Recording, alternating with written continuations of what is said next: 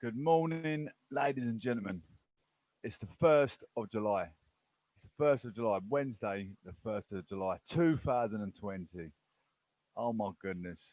We've got more bona fide conservatism, flux news, flux for the flow. We are broadsheet, broadcaster, journalist, and we are part of the aristocracy social elite. It's the prodigious, the prominent professor working on progressive progression. Make sure you tune in from the beginning. This is absolutely extraordinary. It's extravaganza. It's, like I said, it's broadsheet propaganda and facts as well. Stay bored. Stay tuned, ladies and gents. It's proclamation news and guarantee. Here we go.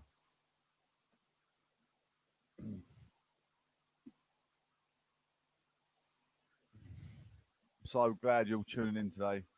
Um, so stay tuned. It is UK politics. Hong Kong, dozens held at anti-protest law kicked in on handover anniversary.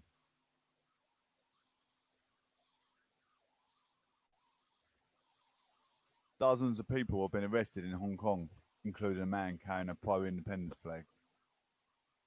After a new anti-protest law imposed by Beijing came into effect, official says police have used pepper spray to disperse some protesters gathered to mark 23 years since British rule ended. The national security law it targets succession, subversion, and terrorism with punishments up to life in prison. Critics say to stop some freedoms it meant to be guaranteed by China. Hong Kong's sovereignty was handed back to China by Britain in 1997 under an agreement designed to protect certain freedoms for at least 50 years.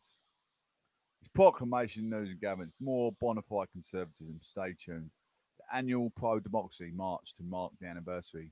It had been banned for the first time by authorities, who cited a bar on gatherings of more than 50 people because of COVID-19. Police have confronted a small group of demonstrators gathered in the city of centre. At least 30 people were arrested for unlawful assembly, violating the security law, obstructing police, and possession of weapons. Those arrested include a man carrying a Hong Kong independent flag. Protesters have been warned certain slogans and banners might constitute, constitute serious crimes and under new law. I'm part of the aristocracy social elite, the prodigious, the prominent professor, proclamation, news and gatherance. Get sharing, get subscribing, listen and read all about it. Earlier, Chief Executive Carrie Lam, the city's pro-Beijing leader, said the law would restore stability after widespread protests in 2019, saying the new law is considered the most important development in relations between the central government and Hong Kong since the handover. The legislation has been widely condemned by countries including US and UK, as well as human rights activists and groups. US Secretary of State Mike Pompeo said China promised 50 years of freedom to Hong Kong people and gave them only 23. But one Chinese official bristled at foreign critics, asking him what it's got to do with you, he says. We Chinese will not be scared by anyone, said Zhang Examing of the Hong Kong and Macau Affairs, official of the State Council. Gone are the days when we had to take cues from others. What happened on the anniversary? Some pro-democracy activists have pledged to defy the ban and march later in the afternoon. We march every year and we'll keep marching. Veteran Liang Kwok Hung told Reuters photos on social media confirmed by police as genuine showed a flag being used to warn protesters about the new law. One pro-democracy activist warned there was a large chance of being arrested. The charges will not be light. Please judge, please judge for yourself, said Tasang Xing of the League of Social Democrats. Police officers in the city are on standby. Insiders told the South China Morning Post they are around 4,000 officers were posed to handle any unrest. Ladies and gentlemen, we're working, Proclamation News are working strongly in hand with LBC Radio, BBC News updates. It's Proclamation News and Gavins, bonafide conservatism. We bring you front bench politics, day to day regime, methodical madness, or methodical intelligence, I'd say, but there you go. What does the new law say? Under the new law, crimes of succession, subversion, terrorism, and conclusion, with foreign forces are being punishable by a minimum sentence of 3 years, with the maximum being life. Protesters have often targeted city infrastructure. During the 2019 protests and under the new law, damaging public transport facilities can be considered terrorism. Beijing will also establish a new security office in Hong Kong with its own law enforcement personnel, neither of which would come under the local authorities' jurisdiction. Inciting hatred of China's central government and Hong Kong's regional government are new offences under Article 29. The law can also be broken from abroad by non-residents under Article 38. This could mean that foreigners could be arrested if they step into Hong Kong, if they are suspected of breaking the new law. Some critics feared the law would apply retroactively, that is, to offences committed before the law was passed. Mr. Zhang said that would not be the case. He added that suspects arrested in Hong Kong on charges of violating the law may be tried on the mainland. Under the national security law, many of the acts of protest that, that have rocked Hong Kong over the past year could now be classed as subversion or succession and punished with up to life in prison. I tell you what, I had a bit of a discretion with a. I think he must have been from China, Hong Kong, perhaps himself. He was very violating my description. It was very rude, but maybe that's why, because all this in the politics in the media, it's proacting to the youth of today. It's quite shocking. Self-absorbing. Still shouldn't be. Xenophobia. We still share the same blood, breathe the same air. Just because they've got laws they put in place for the sake of their democracy or dominion, no need to be um, rudely disturbed. Anyway, here we go. Carrie Lam said the law was Hong Kong overdue. Political activists have signed, and one pro-democracy protester, who asked to remain anonymous, it told me that the ordinary people were now deleting posts on social media. Many people are just stopping talking about politics and stopping talking about freedom and democracy because they want to save their own lives. They want to save their freedom and avoid being arrested. One contact of mine, a lawyer and human rights activist, sent me a message shortly after the law passed. Please delete everything on this chat, he wrote. What reaction has the new law drawn? Mr. Pompey said that the draconian law destroyed Hong Kong's autonomy. Hong Kong demonstrated to the world what a free Chinese people could achieve. One of the most successful economies and vibrant societies in the world, he said. But Beijing's paranoia and fear of its own people's aspirations have led it to eviscerate the very foundation of its territory's success. Meanwhile, Canada has updated its Hong Kong travel advice, saying you may be at increased risk of arbitrary detention of national security grounds and possible extradition to the mainland China.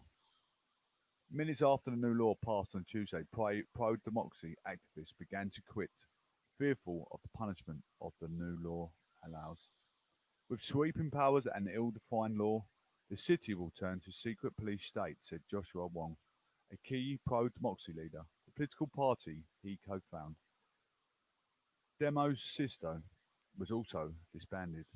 One opposition legislator told BBC the move had taken away the city's rights. Our freedom is gone. Our rule of law, our judicial independence is gone, said Ted Roy. In the US, lawmakers from both parties have launched a bill to give refugee status to Hong Kong residents at risk of persecution. reported local media outlets. Taiwan's government has said it will set up a special office to help those in Hong Kong facing immediate political risk. Ladies and gentlemen, if you're looking for a mobile device, a new network to go with, you're on Free, you're on Tesco Mobile, and in the UK, you need to go with O2. Seriously, they've got the best devices, full speed broadband, best broadband all over the UK. By far, it is the best mobile device to go with. They've got all the latest mobile phone devices, all the latest tablets. Check with a guru in store for the best deals on O2 device. It's a child's dream to be playing at the O2, visiting their favourite singer, their favourite artist. Maybe they like um, Ed Sheeran. It's loads of artists that sing at the O2. Also, their whole boxing night, people like Anthony Joshua, B. Joe Saunders. There you go. Coronavirus. Upper Crust owner says up to 5,000 UK jobs could go. Upper Crust owner SSP Group says up to 5,000 jobs could be cut across its UK outlets and head office as it struggles with the reduction in passenger travel. The firm said global sales in April and May were 90% below the previous years. SSP has 580 outlets across the UK, mostly at railway stations and airports, but fewer than 10 were currently open. The company expects only one-fifth of its UK stores to be opened by the autumn. It joins a growing list of companies slashing jobs as the UK economy suffers its worst contraction in 41 years. COVID-19 continues to have an unprecedented impact on the travel industry and on the SSP's business.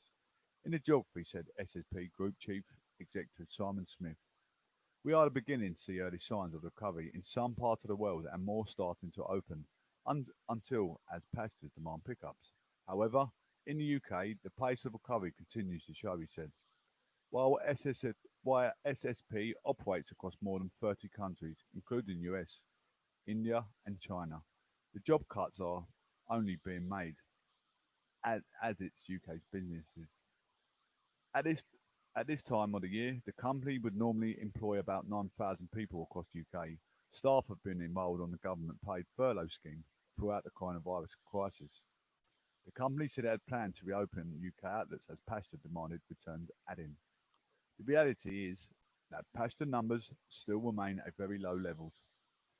Mr. Smith has said the firm would swiftly reopen units if there were improved sales over the summer. In a statement, the company said it had access to around 750 million in liquidity, and it was confident it had sufficient funds to allow it to operate throughout even its most pessimistic scenario. SSP employs around 39,000 staff worldwide across 2,800 outlets. Last month, it said it had suffered extremely low sales after the coronavirus pandemic forced to shut some branches, as well as the upper crust bakeries. SSP owns a number of brands, including deli operator Camden Food Co. and luxury bar chain Cabin, which has outlets in airports and trains. Before we go on to the rest of today's political advisories, I just want to give you a shout out to our NHS, our police, our key workers working in this pandemic lockdown while everyone else is sitting home, not doing little, not implementing in today's modern society. No one's. I mean, everyone's at home. The government are supporting people sitting at home. Do they deserve it? Are they bringing anything to the table? Success. I mean, I'm here day in, day out, giving you journalism. I'm not scratching my backside.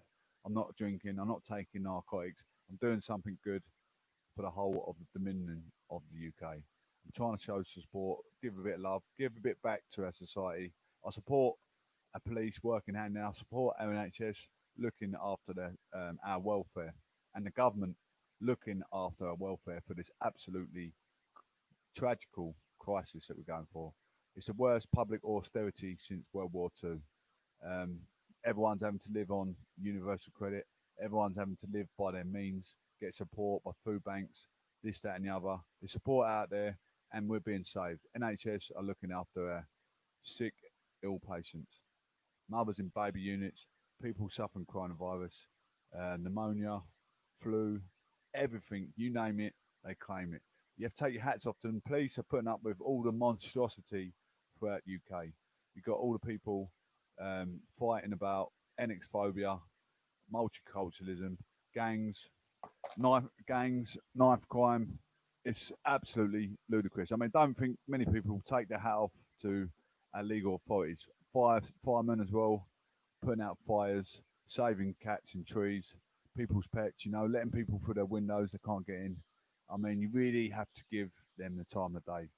Um, Thank you all so much. I just want to salute you guys, working hard, hand in hand.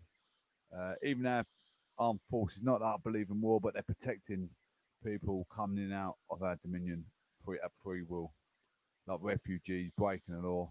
Statue campaign for dropped black player. More on xenophobia. The campaign is being launched to erect a statue of a footballer dropped by England when selectors found out he was black. Picked in 1925, Jack Leslie. He would have been the first black player to play for England 53 years before Viv Anderson. By the time he died in 1988, at the age of 88, there were many more black players at top level of the game. Leslie was born in Canning Town in London Docklands in 1900 to an English mother and Jamaican father, a gifted athlete. He played for Barking Town.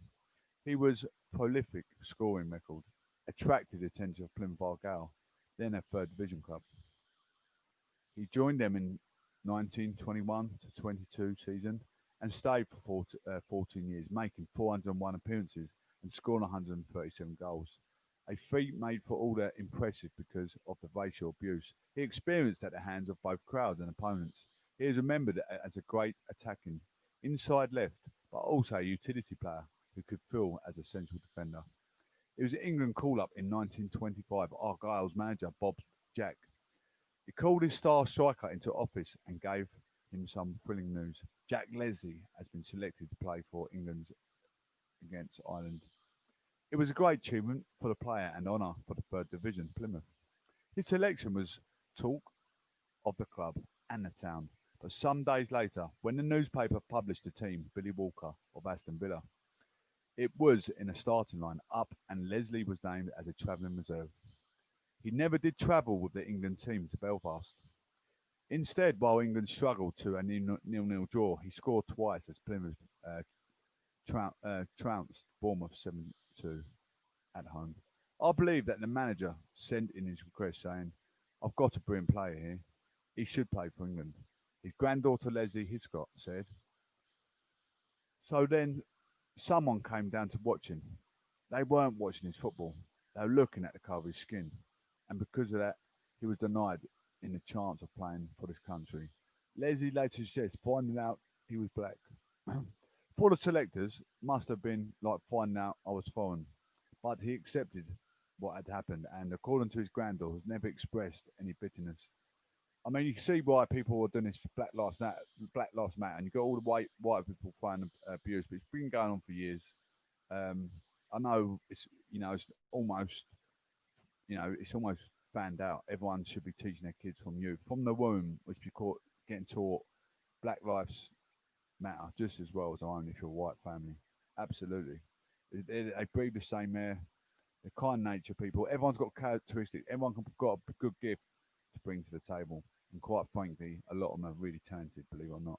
I was in a Nigerian choir. A lot of them went to university, and a lot of them are really, really good singers. Probably better than men. You find more soul singers, which are really good vibe to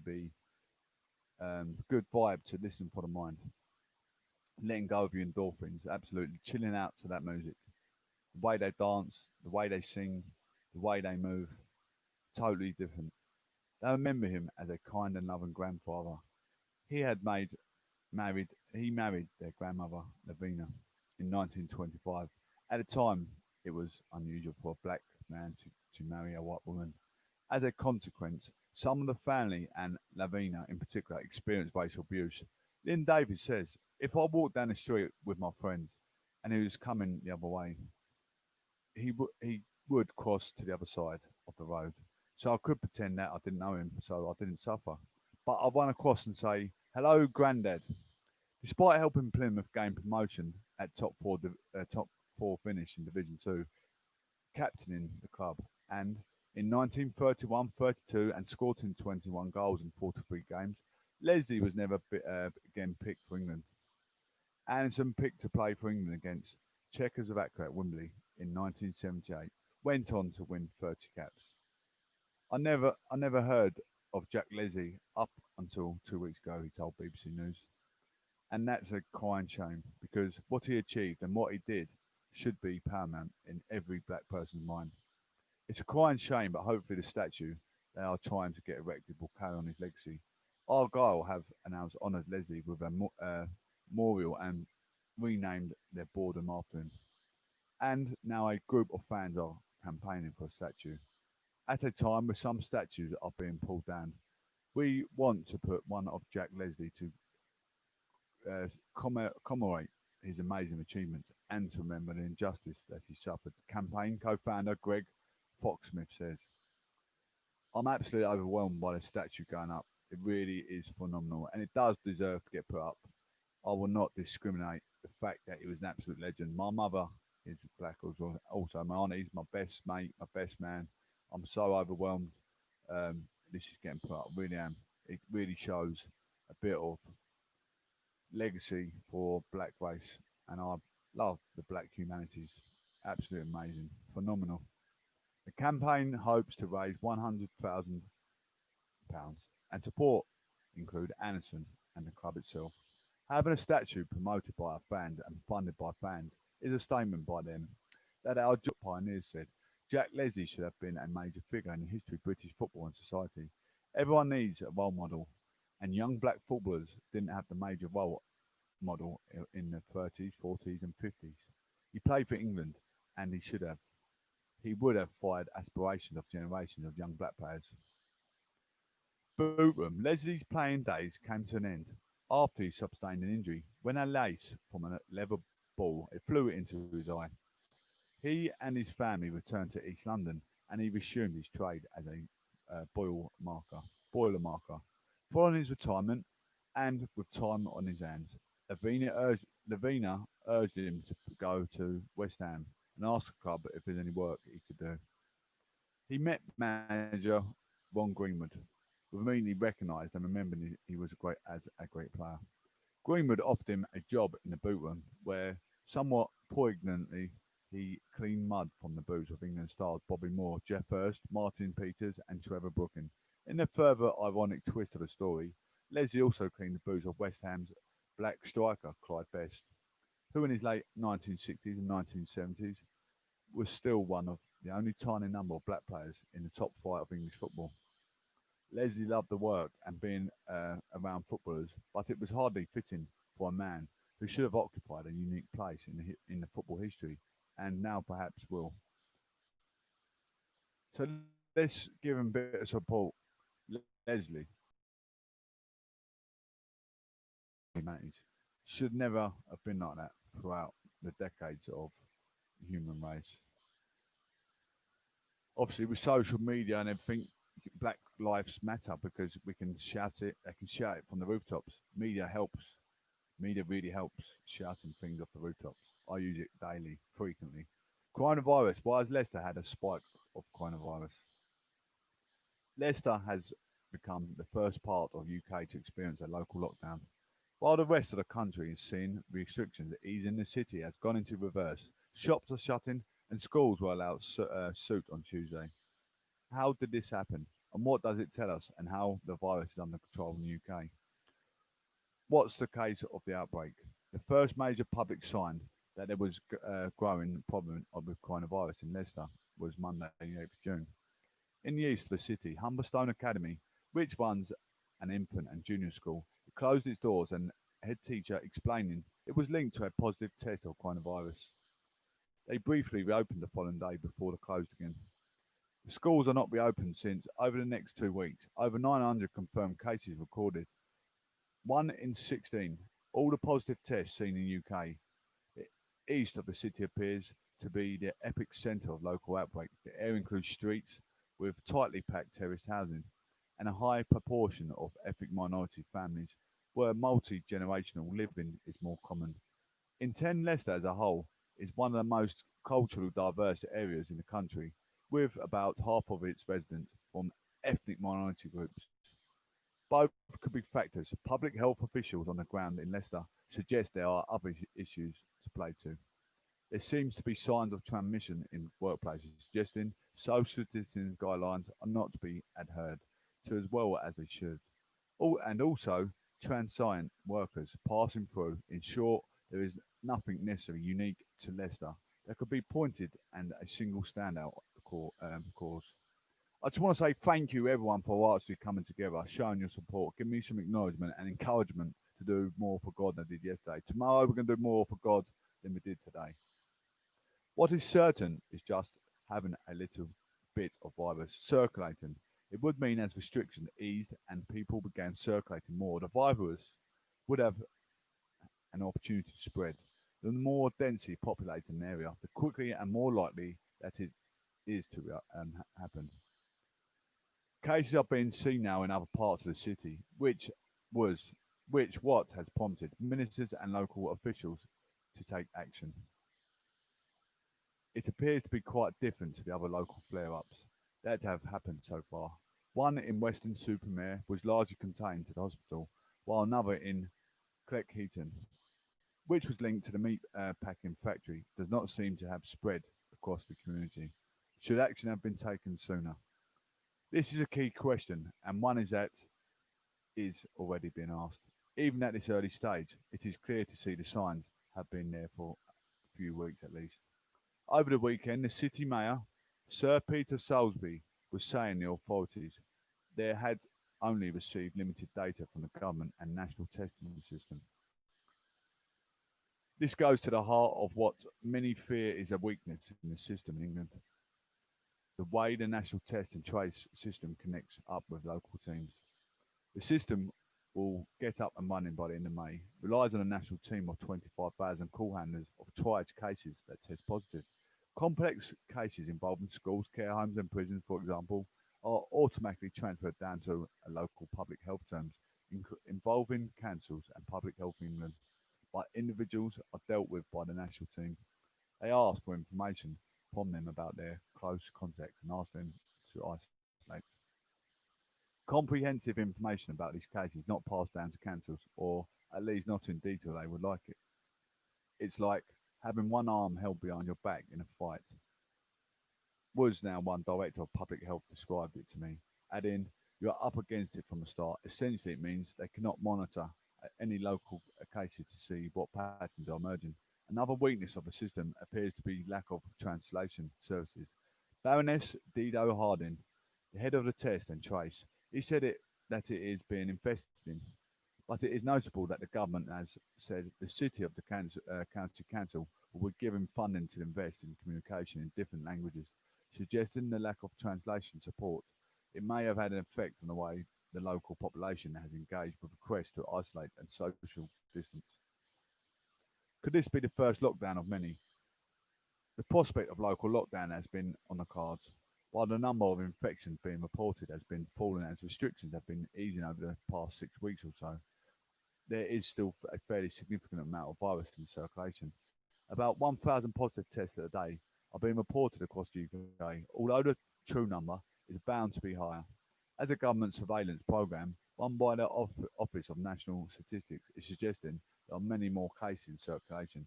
One of the best problems with the virus, and why has it wreaked such havoc, is it that it is very infectious and can be spread before symptoms develop, or people who do not know they have it because they are not showing symptoms. Those silent spreaders mean it is difficult to contain the virus. Unlike, says SARS, another kind of virus was circulated in 2002 to 3. People are only infectious when they are displaying symptoms. So once they were isolated, the virus could be stopped in its tracks. It means it is very difficult for countries with such large populations spread across the number of densely packed cities to eliminate the virus, as they say New Zealand has. That is not to say UK has not made mistakes.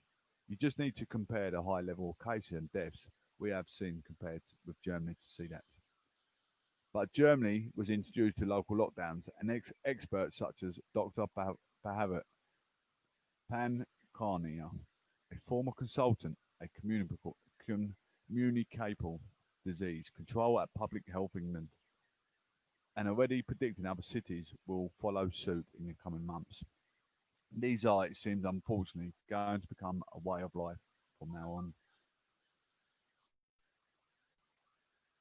We've got a short while left, guys. I'm so thankful for everyone for actually coming together. This prodigious political news, UK politics, what's going on in the world. You need to know. You need to be in the know. To be in the know how, you need to be in the know. So listen on board. You're in widespread jurisdiction, listening. The papers, newspapers, headlines. More local lockdowns and a verdict on PM's speech. Biggest change to planning law since the war, Boris Johnson says. Boris Johnson, there was enough to save jobs. Bank predicts V-shaped recovery from the pandemic. Wonder drug will save thousands of lives, Boris says.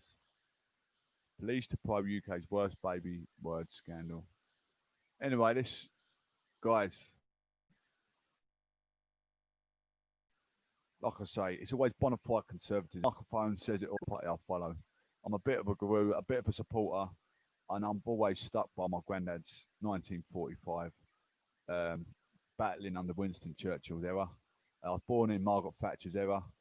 I say no more. you know, it's methodical madness, and everything is put in a box for me to follow suit. It's traditional, you know. It's bona fide. It's genuine. You know, it's traditional. So I'm following suit. I'm going conservative. I'm backing the Johnson. I'm a Johnson, after all. It's coronavirus become part of the world's oldest political movement. Under 26, £5 per year. Standard party membership and all associated benefits is offered at a special £5 rate to those aged under 26. Standard rate is £25 per year. You need to listen in because you don't know what you're paying your monthly membership for. What do you get out of it? That's what you want to know. Do you get chips? Do you get battered sausage? Well, I'm about to entice you. Standard £25 per year. Members play an active role in a party, can attend our annual conference and receive voting rights in party elections after 3 months of memberships. All from £25 a month or just £2 a month. It's nothing, is it? Armed Forces. Armed Forces. Are you an ex-Armed Forces? £15 a year. Standard party membership and all the associated benefits is offered at a reduced rate for serving and former members of our armed forces.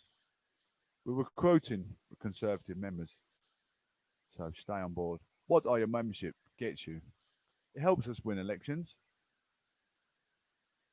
choose candidates, and vote in leadership elections, so you can choose the people you want to represent you in your constituency or state province, perhaps. Maybe in the US and you're listening, it's a state province, and there are US Conservatives and Canadian. Take part in our campaign groups like the Conservative Women's Organisation or Young Conservatives. Meet like-minded people and make a difference to our country. Join. You can join the what's it called? Petitions on Parliament page. Maybe there's something like there's not enough youth clubs and you want some more youth clubs in the area, or more socialised gatherings like a community hall. Anything you need in your community. Maybe there's too much knife crime. It needs to get more policed.